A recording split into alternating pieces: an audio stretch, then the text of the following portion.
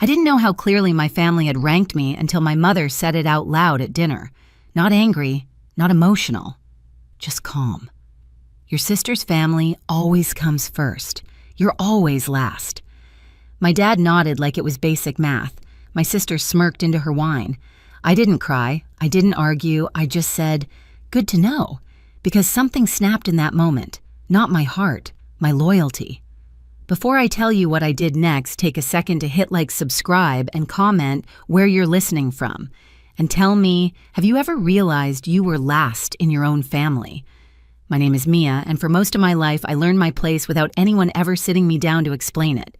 No speeches, no rules posted on the fridge, just patterns, quiet ones, the kind you only recognize after they've shaped you. I grew up in a house in Denver that looked ordinary from the outside. Trim lawn, neutral paint, family photos by the front door. But if you stood still long enough inside that house, you could feel how attention moved, how it flowed quickly toward one person and how it slowed, thinned out before it ever reached me. My sister had a gravity I didn't. Conversations bent toward her. Plans were made around her schedule. When something went wrong, people rushed. When something went right, they celebrated loudly. I learned early that my role was different. I was the one who didn't need much, the one who could handle it, the one everyone described as strong, like it was a compliment instead of a warning. I didn't grow up unloved. That's the complicated part. I was loved in theory, in reassurance, in phrases like, "You'll be fine," and "You're so independent." Love that sounded generous but came with an unspoken condition: don't ask for more. Don't take up space. Don't need us the way she does. I noticed it in small moments. Birthday mornings where my cake came from the grocery store on the way home while hers was ordered weeks ahead. Family trips where my suitcase stayed in the closet because I was better off saving for school. Graduation days where I took photos for everyone else and stood off to the side holding jackets, watching milestones happen without me in the frame. When I left for community college, no one cried at the airport. There wasn't an airport, actually. Just a quick hug in the driveway and a reminder to call when I got there.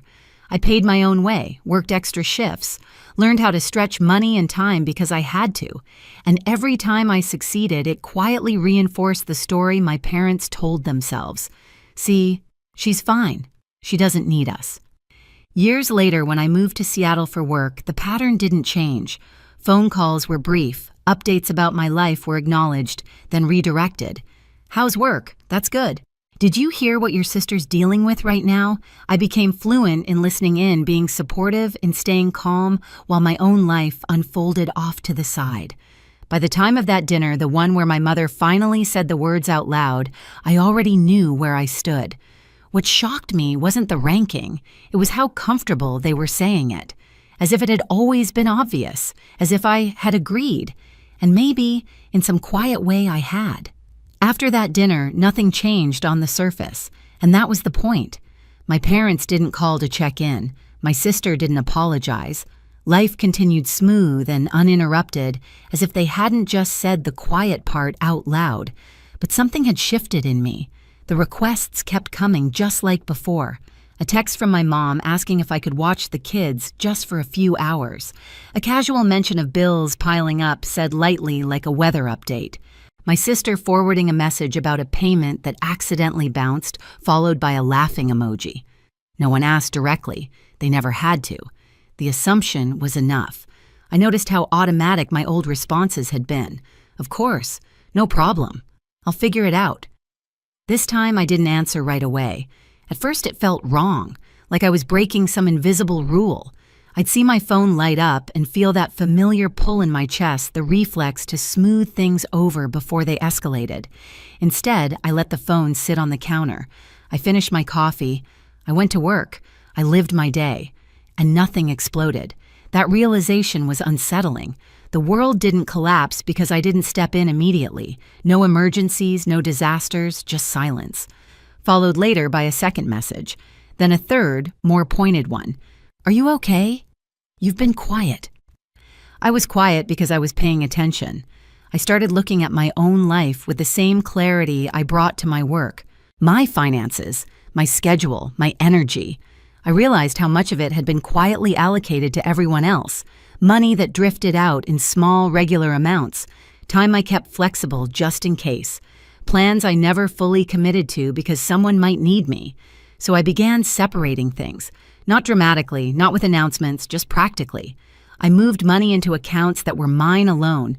I canceled shared access. I stopped covering small payments that had never been discussed, only expected. When my sister asked if I could spot her for now, I replied with a simple, "I can't." No explanation, no apology. The reaction was immediate. My mom called her voice tight with concern that felt more like confusion. "Is everything okay? You seem distant." I told her the truth. "I'm just busy." She paused, as if waiting for the rest of the sentence. When it didn't come, she filled the space herself. "You know your sister's under a lot of pressure right now." I did know. I had always known. What I was realizing was that knowing didn't make it my responsibility. That was the turning point. Not a fight, not a dramatic declaration, just the moment I understood that being the strong one had become a convenient excuse for everyone else to stop carrying their share. I didn't know then how soon they would really test that boundary, but I was about to find out. The call came on a weekday afternoon, right as I was finishing a meeting. I could hear it before anyone said a word, that edge in my mom's voice. Tight, rushed, the sound of someone trying to stay calm while standing on unstable ground. "We need to talk," she said. "Can you come by this weekend?" She didn't explain. She didn't have to. By then, I'd learned the language. When my family used urgency without details, it meant something had gone wrong, something expensive. When I arrived in Denver, the house felt heavier than I remembered, the air stale. The living room table buried under stacks of envelopes and loose papers, bills, notices, printouts that looked official enough to be frightening. My sister sat rigid on the couch, arms crossed, eyes fixed on the floor. My dad avoided my gaze entirely. They didn't ask how I was. No one ever does in moments like that. My mom started talking fast words, tumbling over each other. A business decision that didn't pan out. Payments that had been delayed. A few contracts signed with optimism and very little margin for error. She kept using the word temporary, like repeating, "It might make it true." I listened without interrupting, my hands folded neatly in my lap, the way I always had. Then came the pause. The collective inhale, the moment they all looked at me. "Well," my dad said, finally clearing his throat, "you're in a stable place. You don't have kids. You can handle this better than most." There it was, the assumption, the expectation dressed up as logic. They didn't say the words outright, but they didn't need to. They expected me to cover the gap, to smooth the crisis, to make the numbers work the way I always had.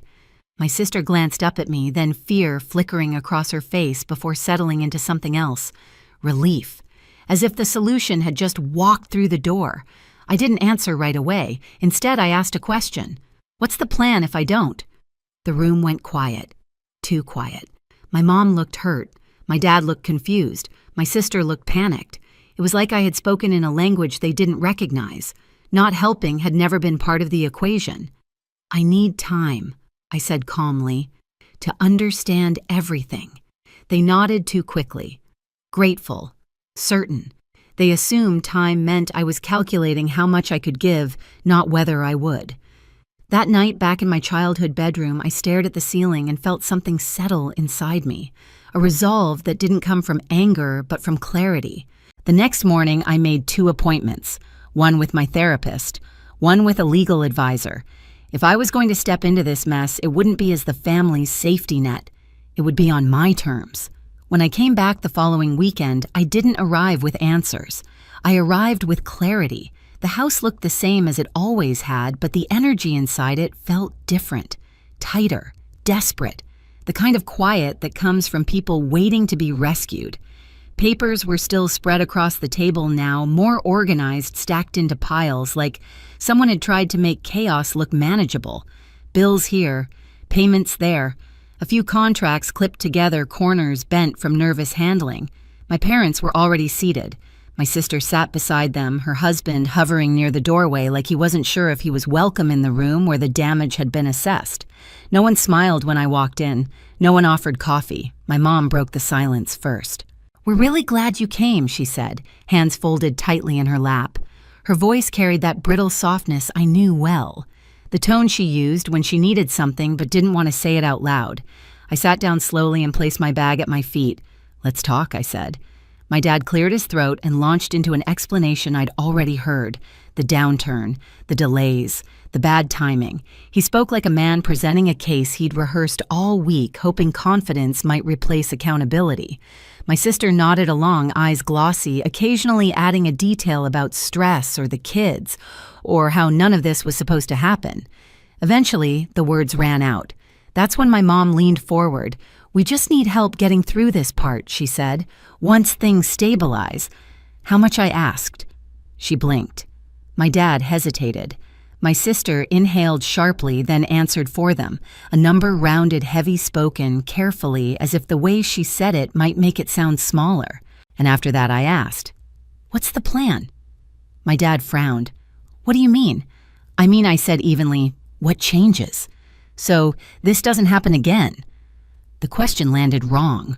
My mom's expression tightened. "Mia, this isn't the time to interrogate us." I nodded slowly.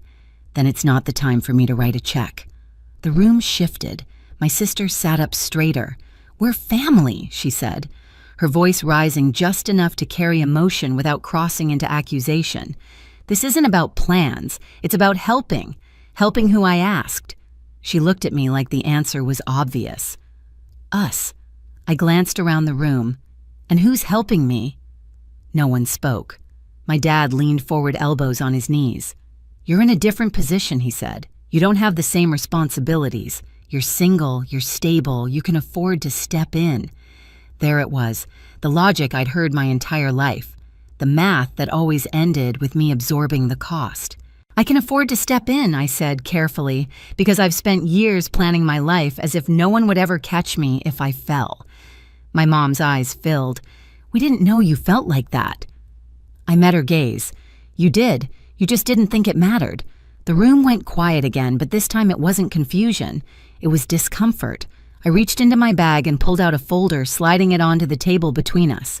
The movement was slow, deliberate. Every eye followed it. "This is what I'm willing to do," I said, "and this is how." My dad opened the folder first, his eyebrows knit together as he scanned the first page, then the next. My mom leaned over his shoulder. My sister craned her neck, her face draining of color. "This is a loan," my dad said flatly. "Yes," I replied, with clear terms. My sister shook her head. "Why are there conditions?" "Because this isn't an emergency donation," I said. "It's structured help." My mom's voice trembled. "You don't trust us." "I trust patterns," I said quietly, "and this pattern has been in place my entire life. The conditions weren't cruel, they weren't punitive, they were practical. Assets had to be sold before any money changed hands. Spending had to be documented. No new financial commitments without proof of sustainability.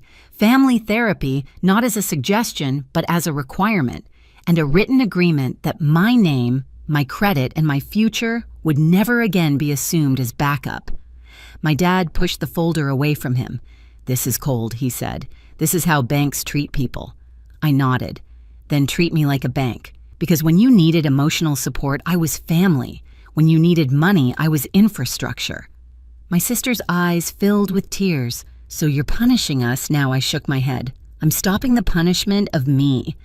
She looked at our parents, then back at me. "If you don't help us, we lose everything." I held her gaze. "If I help without boundaries, I lose everything I've built." The words hung between us heavy and undeniable. My mom reached for my hand, then hesitated as if unsure whether she still had the right. "We never meant to make you feel last." I gently pulled my hand back. "But you did. And you said it out loud. No one argued with that." My dad stared at the paperwork, jaw tight. "So this is it," he said. "Sign or sink." "No," I corrected him. "This is grow or repeat." Time stretched. Minutes passed. My sister wiped her cheeks, her husband pacing behind her. My parents whispered to each other in low, frantic tones. For the first time in my life, I wasn't filling the silence. I wasn't offering solutions or softening edges. I waited. Finally, my dad looked up. "We need time." I nodded. "You have 24 hours, my sister's head snapped up. "That's it." "That's it," I said, standing. "Tomorrow I'll come back. Either we move forward with this, or we don't move forward at all." As I walked toward the door, my mom called my name. If we say no, she asked, voice breaking, "Are you walking away?" I paused my hand on the doorknob. "I'm not walking away from you," I said. "I'm walking toward myself." The next day when I returned, the papers were signed. No speeches, no apologies wrapped in excuses, just shaky signatures and tired faces. The relief in the room was real, but so was the loss. Something had shifted permanently. As I gathered my things to leave, my sister looked at me differently than she ever had before. Not with superiority, not with expectation, with uncertainty. And for the first time, that wasn't my problem to fix. The fallout didn't arrive all at once. It came in quiet steps, each one heavier than the last. The first change was practical. Assets were listed, subscriptions were canceled, expenses were tracked instead of ignored. The numbers stopped being abstract and started becoming limits. My parents downsized their expectations before they downsized anything else, and that alone shifted the tone of every conversation. Family therapy began a few weeks later, awkward at first, defensive. My dad spoke in careful sentences like he was afraid of saying the wrong thing. My mom cried more than she talked. My sister sat stiffly, arms crossed, as if accountability were a language she'd never been taught. I listened more than I spoke, not because I had nothing to say, but because I no longer needed to convince anyone of my reality. The truth had already been written down, signed, and agreed to. Something unexpected happened over time. The panic faded. The urgency softened. Without me quietly absorbing the consequences, everyone else had to carry their share. My sister learned how to sit with discomfort instead of handing it off. My parents stopped using phrases like, "We'll figure it out," when they really meant Mia will. The relationship didn't heal in a dramatic way. There were no movie moments, no sudden transformation. But there was space. Space where guilt used to live. Space where obligation had once pressed down on my chest. Back in Seattle, my life felt steadier, lighter. I focused on my work. I slept better. I stopped bracing myself every time my phone buzzed. When my mom called, it was to ask how I was not what I could do. When my sister texted, it wasn't followed by a request. The biggest change wasn't theirs, though. It was mine. I no longer felt responsible for maintaining the illusion that everything was fine. I didn't rush to prove my worth by fixing problems that weren't mine. I learned that boundaries don't erase love. They define where it can exist without destroying you. One evening, sitting alone in my apartment, I realized something simple and profound. For the first time in my life, I wasn't waiting to be chosen. I had already chosen myself, and that made all the difference. For a long time, I thought being last in my family meant I needed to try harder, give more, stay quieter. I was wrong. Being last was never a position to fight for. It was a sign to step out of the line entirely and build a life where my value didn't depend on sacrifice. If this story felt uncomfortably familiar, I want you to know you're not alone. Share your thoughts in the comments. Tell me where you're listening from, and if stories like this help you breathe a little easier, hit subscribe so you don't miss the next one.